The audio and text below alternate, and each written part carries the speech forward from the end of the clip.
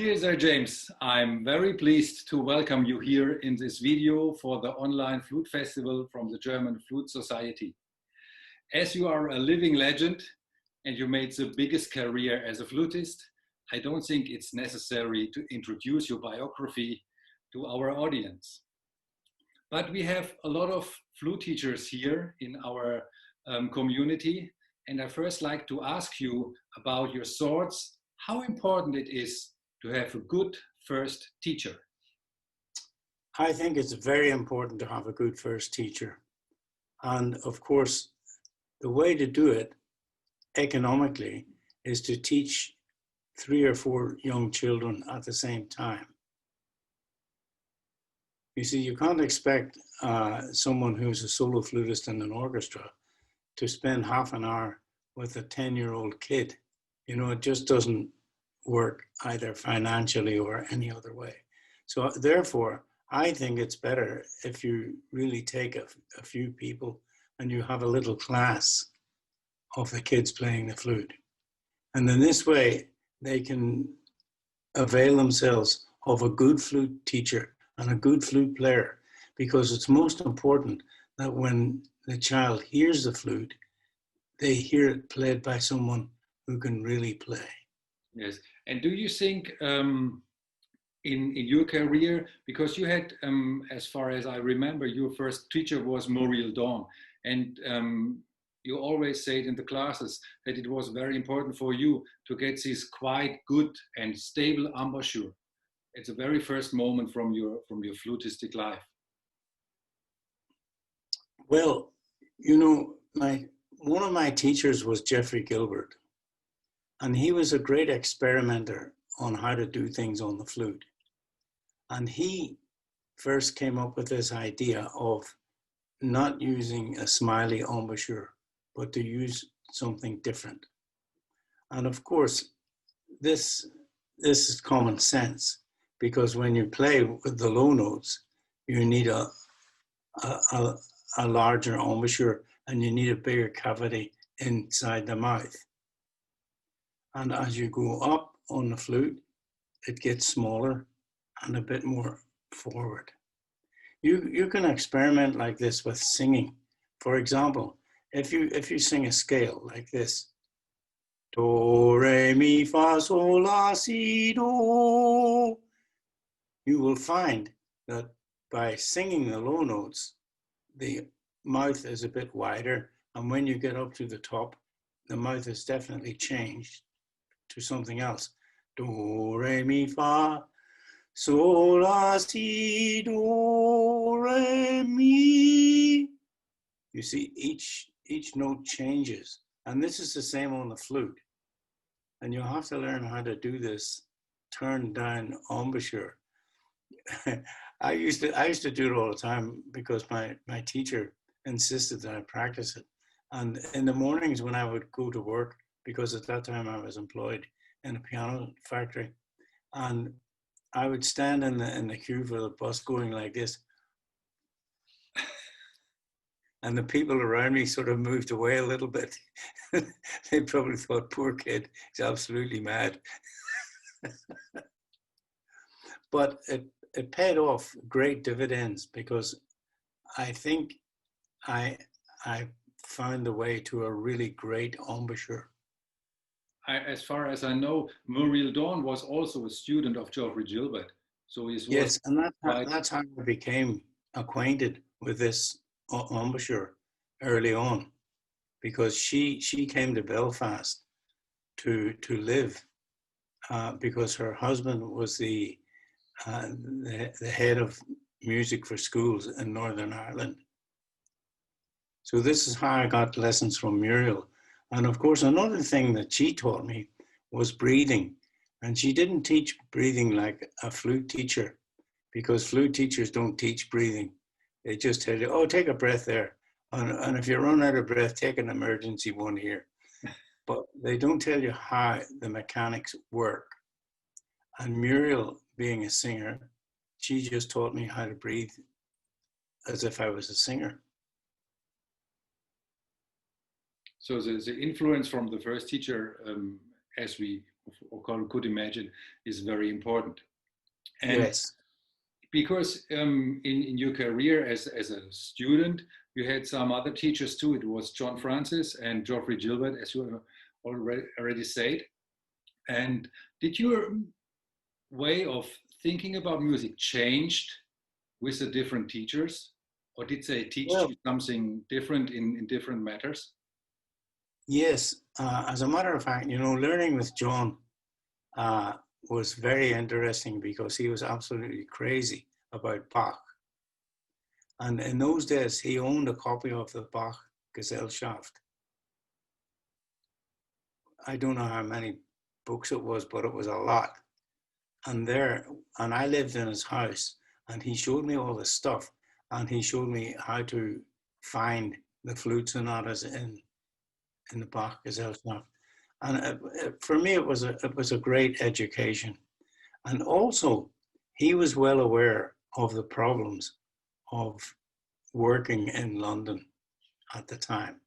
And there were lots of little orchestras going around, the Kensington Philharmonic and stuff like this.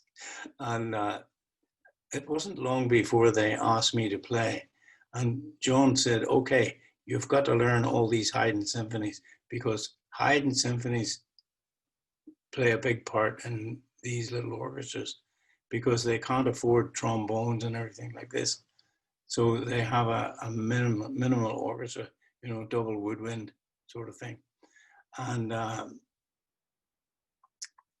he gave me a couple of books by Harold Clark, which dealt with all these orchestral excerpts from all the Haydn symphonies, Beethoven symphonies, things like this that were my daily bread. And so I just dived right in, and I knew all these pieces because I practiced them before. And the funny thing is, when the London Symphony eventually asked me to play a concert, one of the pieces in the concert was the London Symphony of Haydn, and I knew it just like boom. Ready to go. Can you say that maybe when you come to Geoffrey Gilbert, he was another flutistically influence in your way of playing the flute? Oh yes, quite definitely. Geoffrey was the solo flutist of the Royal Philharmonic, which was conducted by Sir Thomas Beecham. And for those of you who don't know Thomas Beecham, he was a wonderkind on the piano. The same like Carry-On, for example. They were both wonderkind. Mm. And he became a conductor like Carry-On did too. And he was very, very famous. And the orchestras just loved him because he was so funny. And I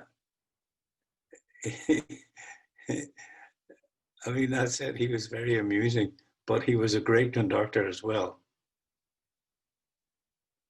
Yes. And I learned from Geoffrey some of the bigger works like Heldenleben, all the Strauss works, Don Juan, things like this. So that when I came to play in an orchestra, I could just jump in there and do it. As a matter of fact, when I did eventually join the London Symphony, one of the first pieces I played was Heldenleben. And it was conducted by Zubin Mehta. And Zubin was a riot. When it came to the bit, there's a bit which the flute plays, and it's written Spitzig. And I couldn't quite see the beat. So I said, Zubin, could you beat a bit bigger? I can't see the beat from here. So Zubin said to the orchestra, well, this is the first time I had a blind flute player. Usually I have a deaf one. Which I thought was funny. Sir James, one of your big influences was also Marcel Moïse. Can you speak a little bit about him? Yes, I can. I mean, Moïse was an exceptional musician. When he played in the orchestra conducted by Toscanini put down the baton and he said, this man knows music. He said about Moïse. And Toscanini was not famous for giving compliments to the orchestra. But with Moyes, he taught me all sorts of things. Like I played some Bach sonatas with him, the unaccompanied sonata, of course, and the partita, and many of the French pieces I played with Moyes.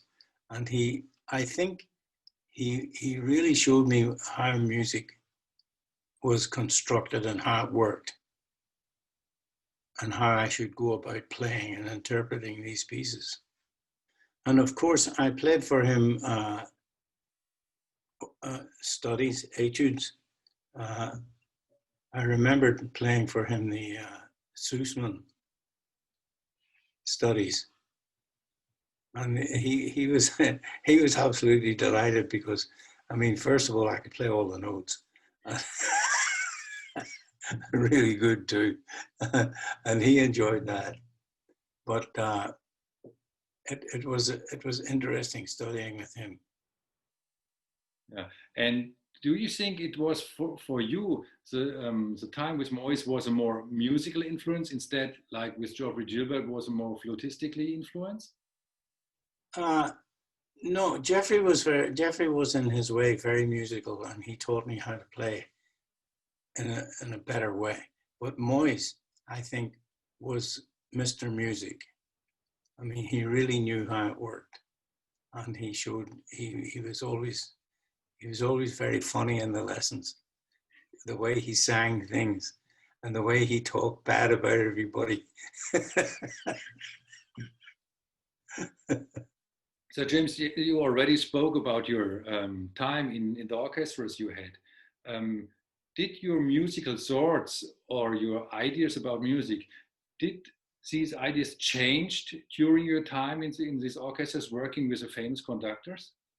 Oh yes, yes. The first famous conductor I played for was Colin Davis in Sadler's Wells Opera. Now it's called the English Opera, and they sing everything in English. And that was great, because in that orchestra we did things like Janacek operas, like Janufa, Cunning Little Vixen, House of the Dead, things like this. When I reflect upon my time in Sadler's Wells, I think we did a lot of great operas and a lot of unknown type operas. For example, Janacek. And then after that, I went to Covent Garden for one season, and the conductor there was Schulte. And then I left there, went back to Sadler's Wells for a little bit, and then I left Sadler's Wells and joined the BBC Symphony Orchestra as piccolo player because I really wanted to get out of opera, and that job was going. And it was interesting too, because I played Beethoven 9 with Sir Malcolm Sargent, and Sir Malcolm had his own parts, and all the parts that you were required to really play, and he had doubling, the same like the Berlin Phil, but the parts that were doubled were written in red, so everybody knew what they had to do exactly. So it cut down it cut down a bit on rehearsal time, because everything was clear. And then the London Symphony asked me if I would come and play an audition. This was new, because usually you have to ask for an audition, but they asked me. So I went along there, and there were a couple of people from the orchestra, and they said, what do you want to play? I said, oh, I'd like to play the Mozart D major. Where's the piano player? They said, oh, we don't have a piano player. I said, what? Even in Sadler's Wells, in my little orchestra, they have a piano player for audition. Anyhow, that didn't go down too well. But in those days, I had no idea what I was doing. So I played the Bach partita, all of it. And they sort of looked at me in some sort of amazement. and said, okay, we'll call you, but they didn't. And then eventually they did. But after I'd signed a contract with the BBC Symphony. So the problem was, what are we going to do about this? Because when I played the first concert, one of the pieces was the London Symphony of Haydn, which I knew from John Francis. Yeah. And in the intermission, the orchestral manager, who was at that time Ernest Fleischman, Ernest came and he said to me, Jimmy, how would you like to be the first flute player in the London Symphony? And I had no idea who he was. So I said, oh, who are you? So Ernest thought this was a real joke. And so did all the boys all standing around, you know. And he said, well, I'm the manager of the orchestra and we'd like you to take the job as first flute. I said, okay, but I just signed a contract with the BBC Symphony. He said, leave it to me, I'll get you out of that. And he did.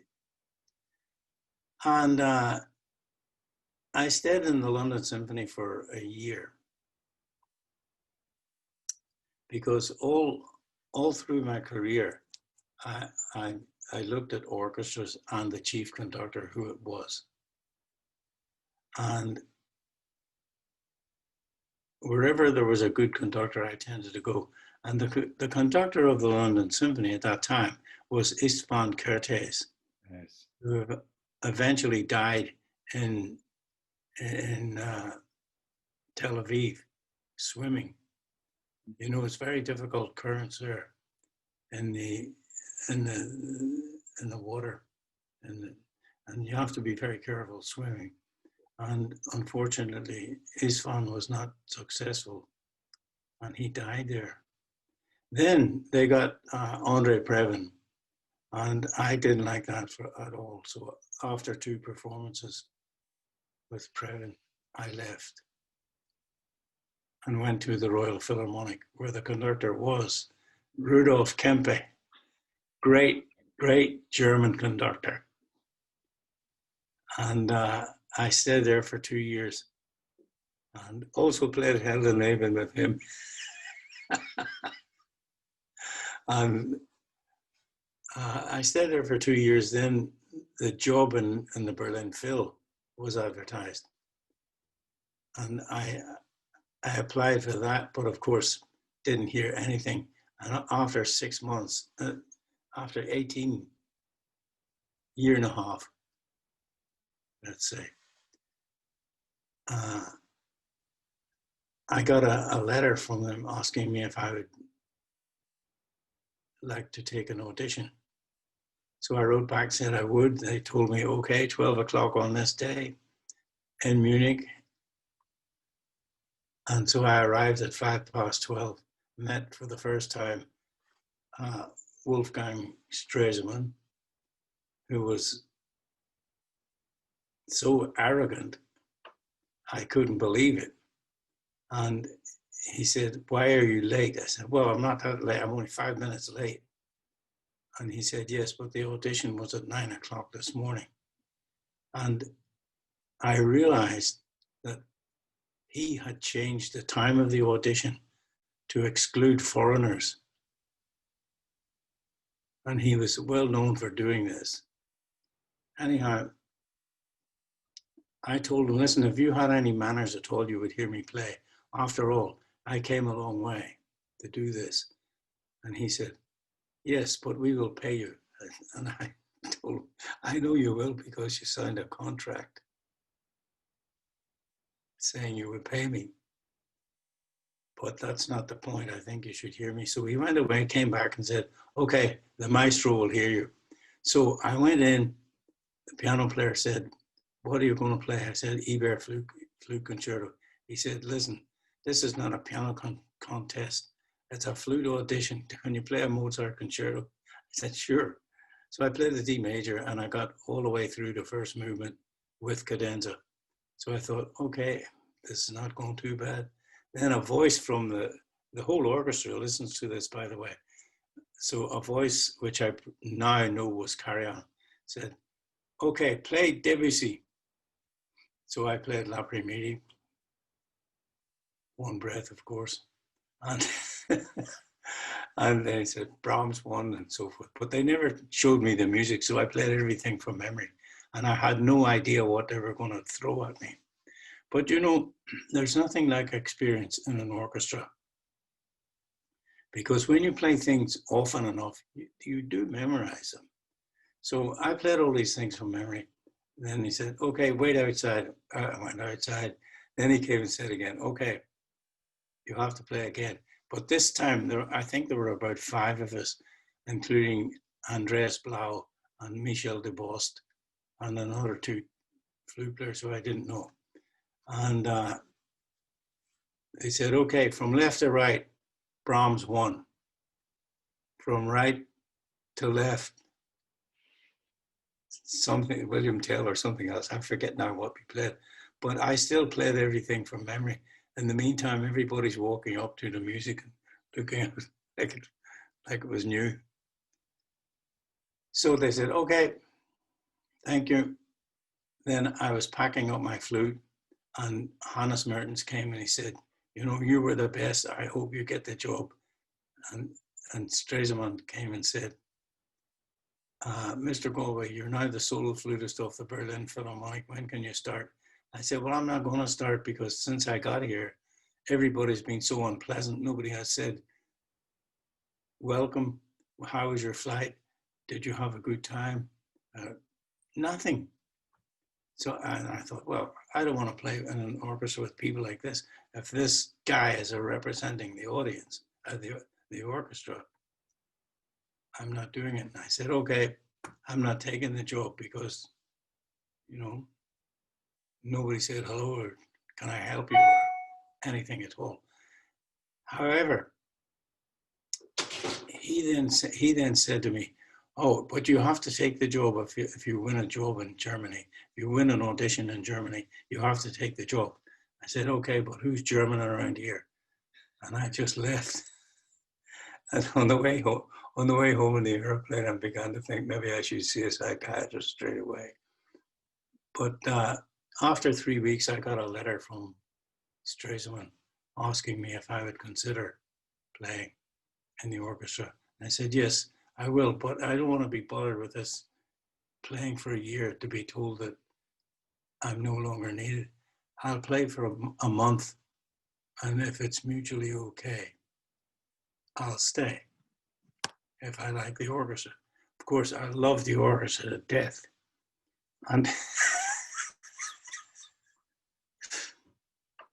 you know, if they'd known what a kick I got out of playing in the Berlin Philharmonic, they wouldn't have paid me. They would have charged me money. It was really great. And the first piece I played was the Eroica Symphony, conducted by Karl Böhm.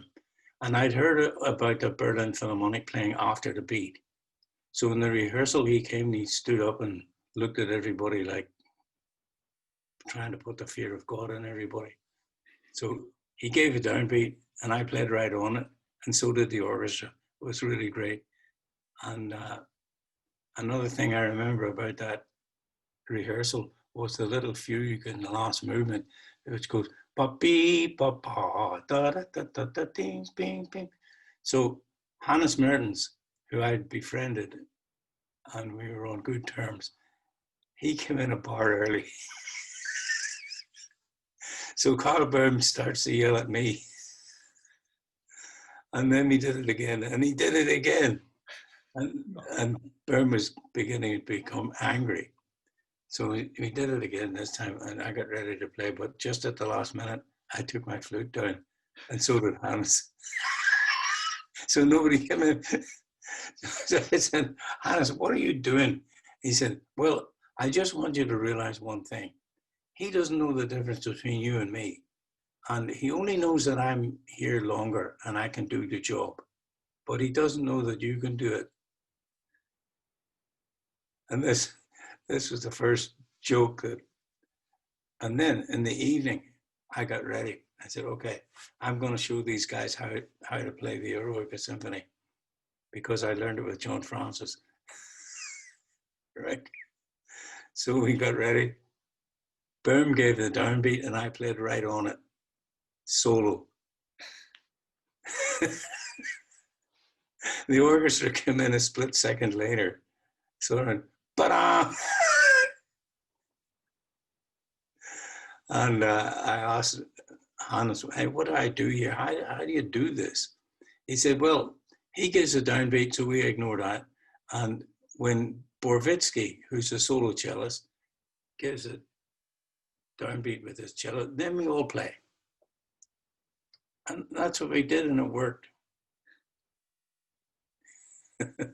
Yes, it's a good decision to be together, but at the end, the decision should be with whom you have to be together. Well, I was together with Borvitsky, and he was the main guy. Yeah, he was a very strong personality. Indeed. Oh, yes. Yes, he was. Sir James, during your career as a soloist, later after your orchestral career, you had years where you played 120 concerts and you traveled several times around the globe. So how did you manage your practice time? I mean, I can imagine it was very difficult to prepare all the stuff you had to do, all the concerts, which was quite challenging programs you played. I mean, you played the Bear concertos and Nielsen, all this, including all the concerts which was commissioned by you, like the Rodrigo or the Malcolm Arnold concerts, the Lieberman, etc. Yeah. Well, you just have to get used to the fact that you're married to the flute, and you've got to really practice it to keep up this standard. And that's what I did. Oh, by the way, before I go on about my solo career, I'd just like to say how much I enjoyed playing in the orchestra with Andreas Blau. Andreas was a second flute to me for a year. I tell you, the loudest second flute in the world. And then when Dr. Demler retired, Andreas took over the other solo flute thing. And it was great. You know, we did one or two nice concerts. For example, we played together the Brandenburg Concerto No. 4 with Karajan. And yeah, it was very good time with Andreas in the orchestra. Yeah, I also think it's quite a good idea to bring somebody, because Andreas Blau was very young in age. He was 21 at this time. And yes, to prepare him maybe on the second flute, they prepare him 1 year to be the future second solo flute player. So he's used to the style of the orchestra. yes. Well, he was very quick and very talented, and he became really a very good colleague. And in the end, we used to make deals, you know. I'd say to him, Andres, if you play this concert of Karl Böhm, I'll play the whole of Tristan. Because I didn't want to play with Karl Böhm anymore. Yes, and, so and that was I think it's a good deal for him, because yeah. The Tristan is very long to play. Oh, it goes on forever. But you know, it's wonderful playing Wagner because he's such a great orchestrator. I mean, if he never wrote an opera, just the music for the opera would be enough. It's beautiful music.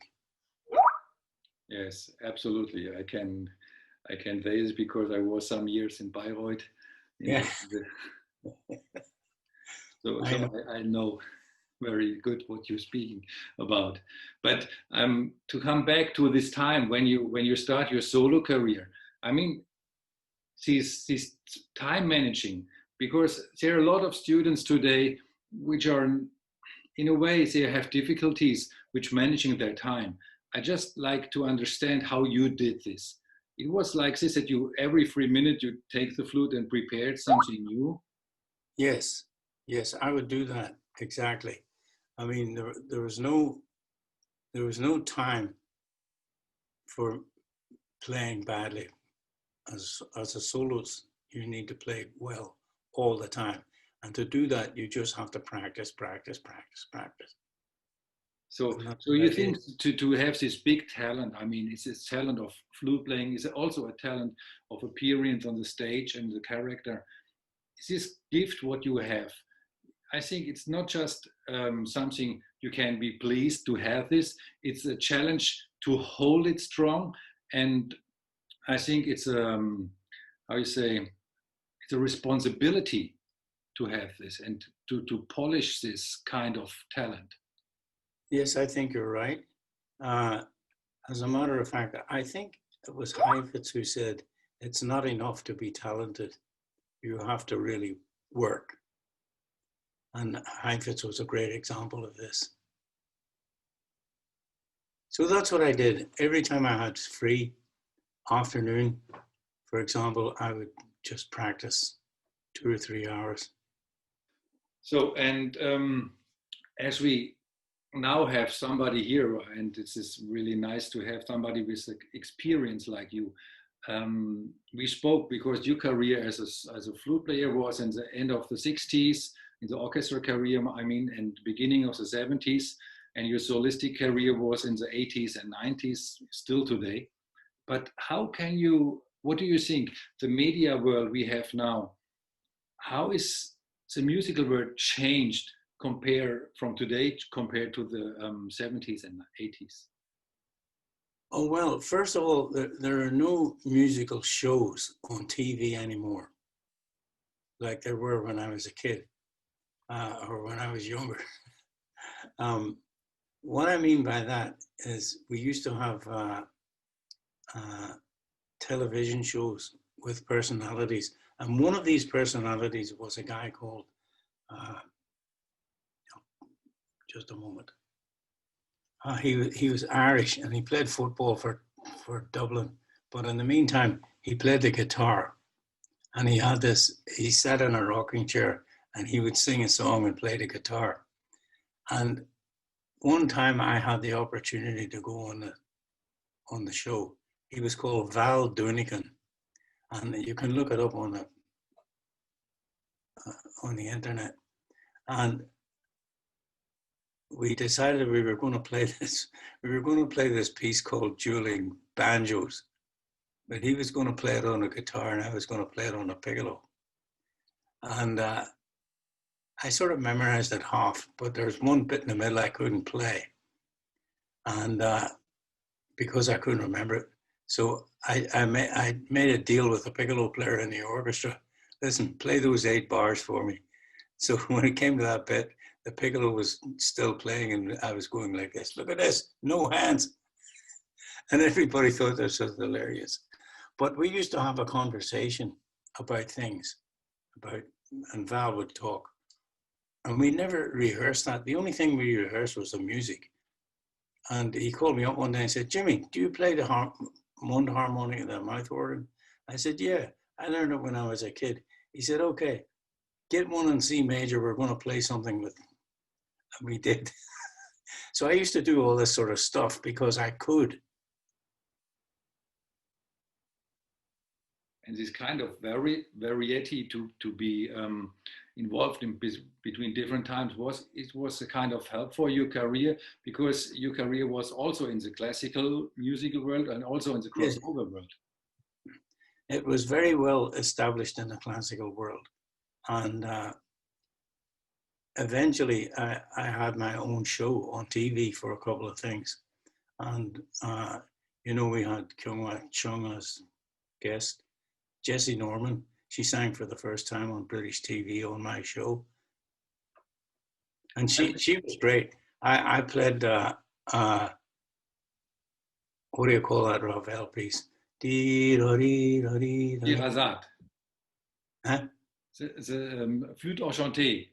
Yeah, we played that. And just as we were going on the stage, Jessie turned to me and she says, James, be careful of my dress.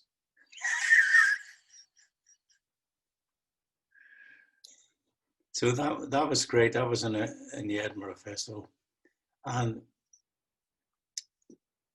I also played things like Sean Rosemarine or the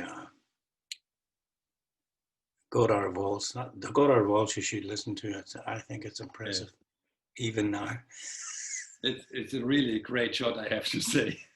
Yes, And there was a show actually in Germany. It was in the ZDF, it was Zweites Deutsches Fernsehen, where you was introducing new musicians, actually. I don't remember. It was a long time ago. I was very small, and I saw a flute player in the TV. And what did I do on that? Yes, it was with the and I remember the Badinerie. You played the Badinerie, of course. Yeah. Yeah. And who was conducting the orchestra? Welt der Musik. It was a German title of this. I think we recorded it in Köln.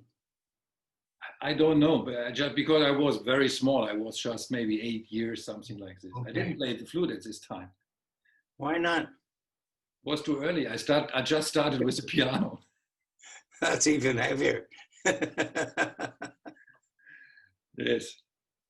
So, James, if possible, I would invite Lady Jeannie to our little conversation. Sure.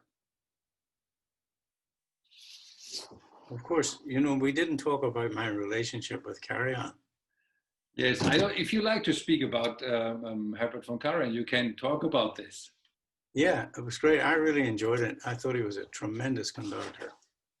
And I decided to leave the orchestra. So every year we started off the season in Luzern. And we were playing a Bruckner Symphony. And Herbert called me up to the room, and he was sitting with his coat over his shoulders, perfectly groomed, and with a little light.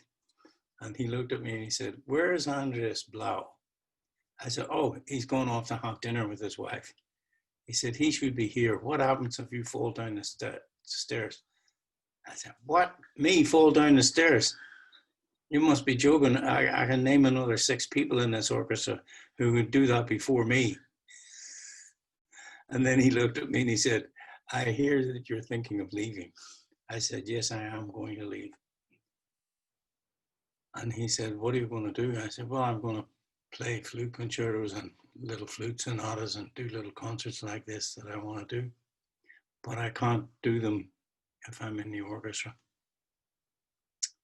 And he said, "Well, if you don't do it, you'll never know if you could." So that was the gauntlet there on the floor. So I picked it up, and after that, it got to to the end of the season, and we were doing La Boheme, and I was arguing with Demler about how some piece should go, and Carry-On yelled at me and said, "Jimmy!"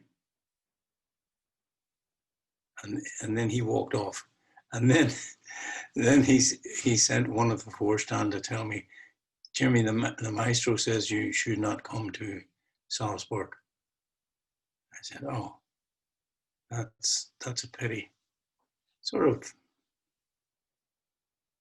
in a way it was a pity, but in another way, I think Carry-On couldn't face the fact that I was going to leave the orchestra in 2 days. And he got really, because he's not very good at saying goodbye to anybody. You know, he never said goodbye to any of the big singers who sang for him, for example. And that was the last time I played with Carry-On, was a rehearsal of La Boheme. Yes, and as far as I know, there's a very famous recording with Herbert von Karajan, Luciano Pavarotti, and Mireia Freni. And James Galway. James Galway. But they didn't put my name on a record. It was actually my first recording, hearing you without knowing that you are playing there. Years ago. Yeah. Years ago. In the meantime, I'd like to welcome Lady Jeannie Galway. Hello. Let me move And, over a little bit. oh, Hello, yeah. Jürgen. Hello, friends. Hello. So nice to be here with you all. Yes, thank you for joining us and have the time for us. As you both know, I myself was a frequently visitor of your classes in the 90s in Vegas. And nowadays you have a big Galway Flute Festival. So how you can describe the evolution from the Galway classes we had in the 90s and the big Galway Flute Festival from today? Go ahead, James. Wait a minute. I want to say something. I remember you at the class, the first time you played Schubert Variations.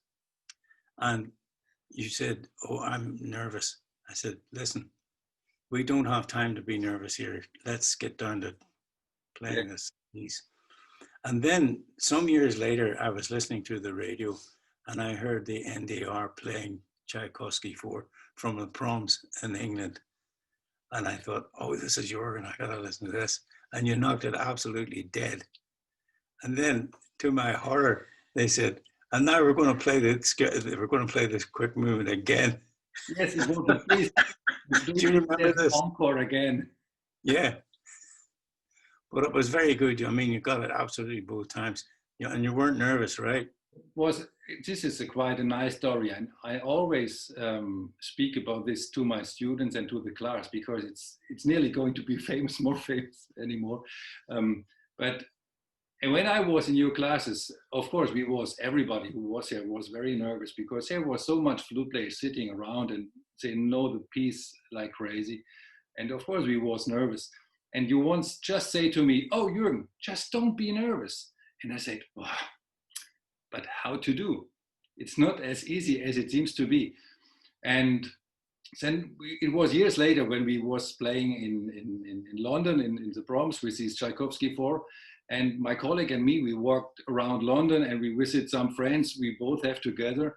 And of course, we spoke about you. And so you was in my mind in a way. And during the first movement of the Tchaikovsky and the second movement where you start to be, you start to go nervous. I remember this class and you said, "Hey Jürgen, just don't be nervous." And then it was something really crazy. It worked. It was just working. And I was thinking, he was absolutely right. Yeah. But it needs some time, it's a meantime. But it was working in this way. So thank you very much for this. Welcome. Well, the class has come a long way from that. I mean, nowadays, in my class, nobody's allowed to use music. They have to play from memory. Everything. And they have to be good on the scales and studies and all that stuff. I think you built this up over the years. I think it's like anything. You build up. You have an idea. It works. And from the very beginning, as you know, Jürgen, it was just an idea that Sir James was, he's in the middle of his career there in the 90s. And he taught a class in Switzerland and you all flocked and you all everyone came from corners of the world, and Muramatsu came with all the Japanese students, and we had, everyone from every country, and it was just totally full. And from one year to the next, and you'll remember this, the difference from all of you was incredible. I was also young at that time and just watching on the sidelines, and I'd sit and listen to all of you and the difference in 1 year. And it was just this concentration and as you know, this simple teaching from a master of someone who has tremendous experience also and knows what works. And I think that's what is also so important with the teaching is and you do this with your students, you know what works, you know how to tell the students, look, you know, we know that this exists. We know this nerves. We know this, we know that, but just keep going, keep getting on with it. And so little by little, the class and Veggies, the friendships that were formed, and it was really the students who led us. I think that the students who developed these friendships and that wanted more and more, and you'd see us more on the road, and then we'd begin to miss you. And then when someone was applying for a job, they'd want a letter of recommendation. So our lives became very entwined throughout the whole year with more, with the students as the generations passed. And then always comes, as any teacher knows, what can we give more to the students that they need? And of course, the answer is bringing in guest artists, bringing in our former students to really to play for them and to show that, and also to highlight my husband's former students, bring in a place for students who maybe are not up to the level of Sir James. And that's how my class developed, because I was just, I would be working with my husband and he said, oh, could you help this one? And then that became larger. Oh, let's have an ensemble. So of course you remember the flute ensemble back then.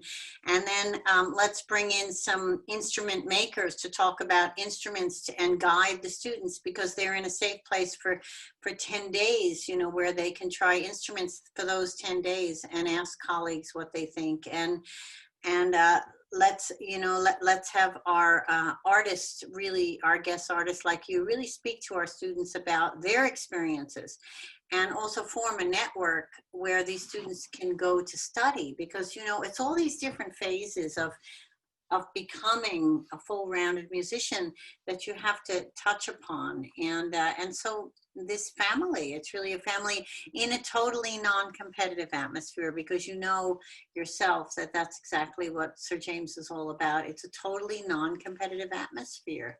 There's no time for competition. There's no time for nerves, like he would say. I used to get so nervous too. And he says to me, how can you get nervous? I go, how can I get nervous? I'm standing next to James Galway. How can I get nervous? And he says, you've got 2,000 people clapping for you before you did anything. You know, but then the real advice was the difference between you and me is the experience. So how do we gain the experience? We learned that over the years, and we created. So little by little, this single masterclass became a labor of love that is constantly worked on. I had a student yesterday who wrote to me from Australia that needs help, and I said, when's your deadline? She said in 2 days. Of course, you know this, it's in 2 days, but the poor kid is in Australia and she's trying to get some, she wants to just run her application by me. You know, it's this kind of thing, and it's a joy. It's such a joy to, you know, when we sat there and you came and played, you know, to sit and to watch you, and you were on the concert with Andrea Oliva and with Davide Formisano and Andrea Griminelli, you know, you have no idea what it's like to just sit there and be so proud. It's, you know, so this, it just comes around. So we do this, and we do it out of love, really. We try to find the funds. We couldn't do it live this year, so we brought it online. We're just now going to launch a project, the Live Learn series, and one of the first things we're going to do is bring the whole festival back so it's accessible, because of all his warm-ups and things. And besides, you know, the teachings of this great artist, it's just really bringing the flute community together in a very comfortable atmosphere. I remember once, because I think sometimes it's very challenging to be involved in a big kind of flute community. But I remember one very famous flute player too, next to the James, and he said, there's place enough for all flute players. Yes.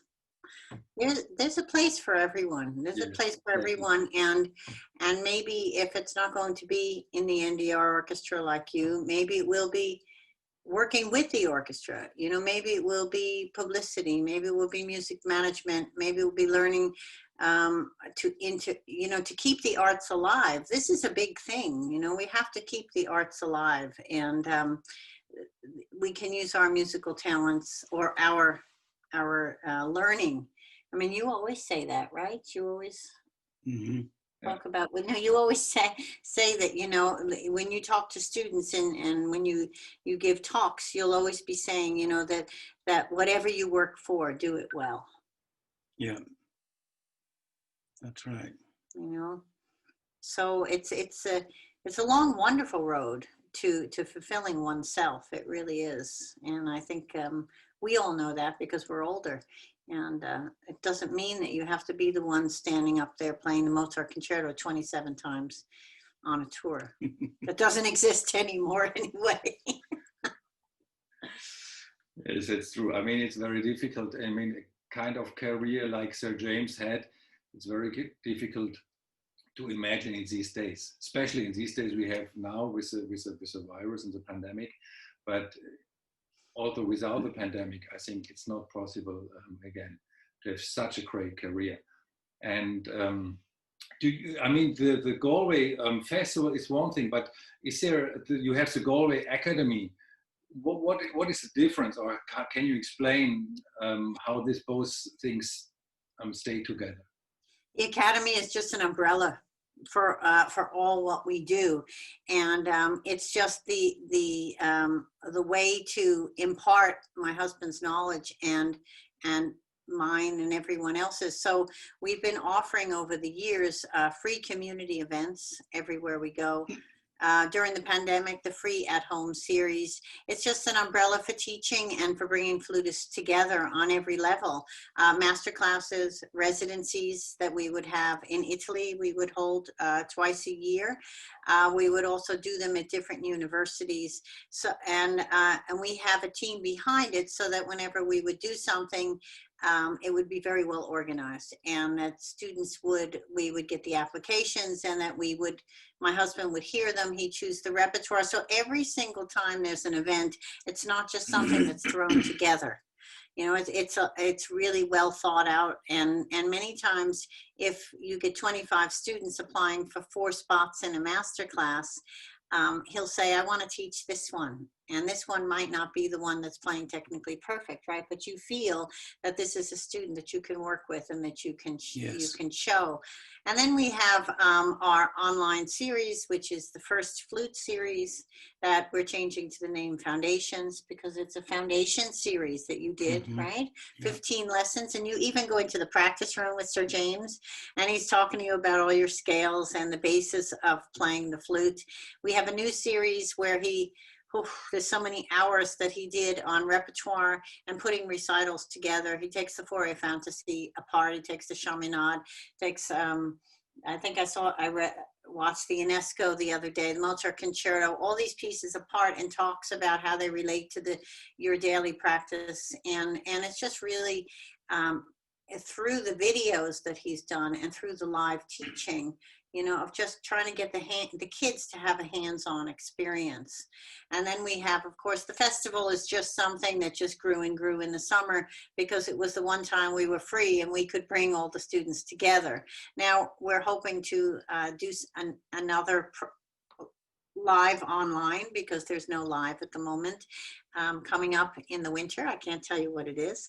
And then we have something now called the Live Learn series. So we have residencies, master classes, community events, the festivals, where we've also done in Korea and America and Switzerland, and I forget where else. Japan, we only did the residencies, yeah. So South Africa. South Africa, we had a festival. Wow.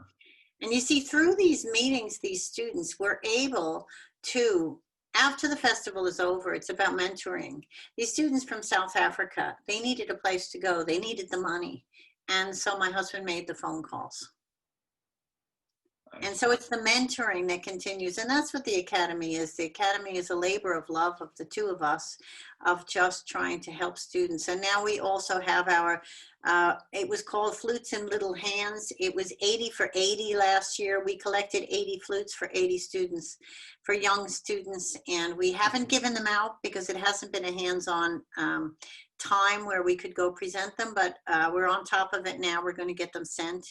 And these are organizations that we support ourselves. We support many schools and charities where we give personally scholarships to, and we also help get instruments, and we talk to flute makers and things. So there's just, I don't know, the Academy is just the umbrella for our labor of love really and giving back to the flute community because as you know, we were all looked after when we were young, and it's so important. And because we have the connections and we know the people, and a phone call from Sir James can do an awful lot, right? Of course, that doesn't mean we're going to get 5 Powell flutes or anything, gold Powell flutes to give out, but we'll well be able to point people in the right direction. I mean, you know, it's a very expensive undertaking, wanting to be a professional musician. So also the guidance that we can offer in it. One of the things we're going to do is take our faculty, including you, and it will come online and offer practical advice to students. You know, is it really, to take that competition in Japan when you have no money, is it really a good move for you at this point in your life? Do you really need a gold flute, you know, and get into a lot of debt? Find the balance. So it's all about guidance and mentoring and sharing, you know, that's it. This is very beautiful and very nice. And to hear the responsibility you feel for the students and for the flute community. Yeah. Very nice to hear. You also spoke about these kind of students because they have, maybe it's difficult for them to find a way because they are in a way they are lost nowadays because the possibilities are so immense. And maybe it's good to have some advice that they can stay on the track. I think you have that advice. Well, you know, Jürgen, I think because of this lockdown, you really have to practice, because when it's locked up, they're going to have jobs. For the one who has the best breathing, the best tone, the best scales, the best orchestral excerpts, the best solo piece, everything like that, they're going to give it to the best of that, not just because in the running for it. I think we also have to have patience, and you know, musicians have this. Classical musicians have tremendous amount of discipline and patience within themselves, whether they realize it or not. And I'm always telling the student, you know, you have this discipline. This is the time you call on that discipline and make yourself get up in the morning and practice and find the time. There's many things you can do at this point to be working on your goals, you know, your goals forward, because we have to all believe that this is not going to go on forever. We just have to believe this. We have to know it already. As you know, concerts have opened up in Europe. And everyone was doing virtual concerts. Many people are playing together. We're not with each other, but we're also sad that we don't have concerts this year. We just were asked about certain concerts. We can't get a visa.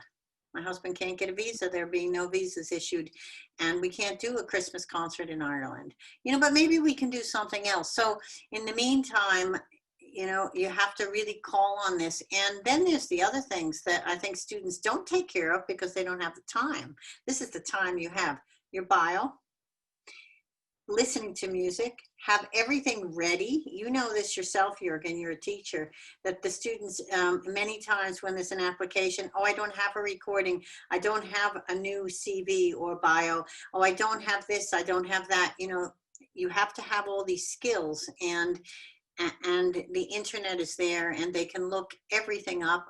There's still many grants. You can think, okay, you know, I would like to go study in New York with Robert Langevin, you know, just for instance. Oh, it's very expensive. Well, get on the internet and start looking about grants. You know, I'd like to come to Germany to study. I live in Turkey. What are the possibilities? You know, make a list. What are your goals?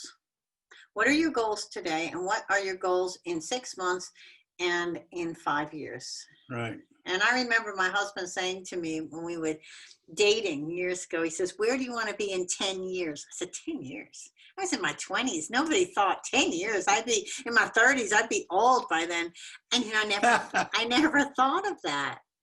But so this is the time. But to really believe, you know, we just get through this, but keep doing this. Keep in touch with your teacher. Take a virtual lesson. Take advantage of all that stuff that's out there, and fill your days with music and listening to music, and fill your life with positive things. There's so much. Our days just fly by, right? They do. I mean, he gets up and puts on his bow tie every day and has nowhere to go, Jürgen. Yeah, but this is the class he has. Look at. Yeah. Yes, I think it's a very good example to have something really in front of you, to have a goal to go for. And I think this is a very good advice for the students. So thank you very much. And I'd like to thank you very much for this wonderful chat we had. And I hope you stay safe and healthy through this pandemic time, and hope to see you in person in the future too. Thank you very much. So James. Thank you. Okay. Bye. Bye-bye. Bye. Bye.